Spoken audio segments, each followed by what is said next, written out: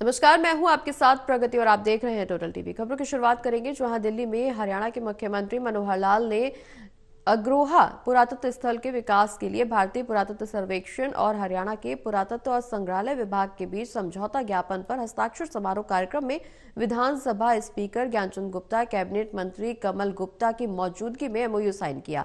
बता दें कि एमओयू के तहत हिसार के पास ऐतिहासिक स्थल अग्रोहा की पुरातत्व की खुदाई होगी। पहले चरण में जीपीआर सर्वेक्षण और बाद में स्थल का उत्खनन भी किया जाएगा।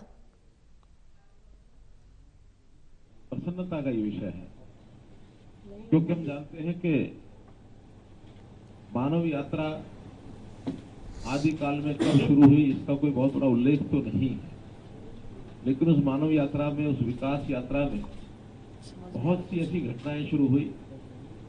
मनुष्य के बारे में कहा जाता है वो तो शायद जंगल का एक ऐसा प्राणी था जिसको कुछ समझ होती नहीं थी। धीरे धीरे उसका विकास हुआ।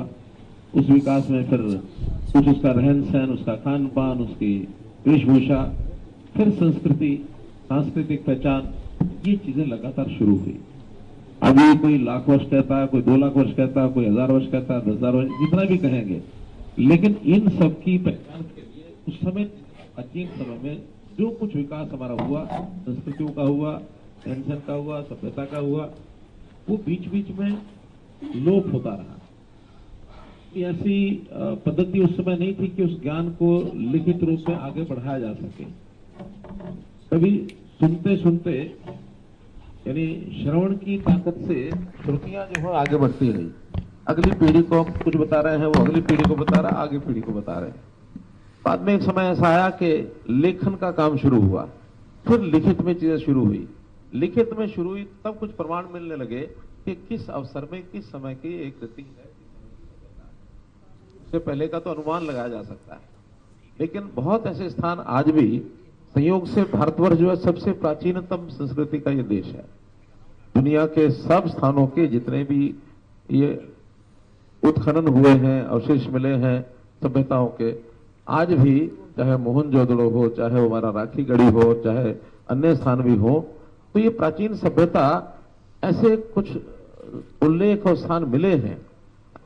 पहले क्या होता था कि उस समय में जो मानव का जो बसने का स्थान होता था वो नदियों के किनारे होता था, और हम जानते हैं कि प्राचीनतम नदी वो सरस्वती नदी ये इस देश की मानी जाती है। सरस्वती नदी का उद्गम स्थान भी पहाड़ में से जहां नीचे मैदान में आती है, वो संयोग से हरियाणा में ही आदि बद्री स्थान है।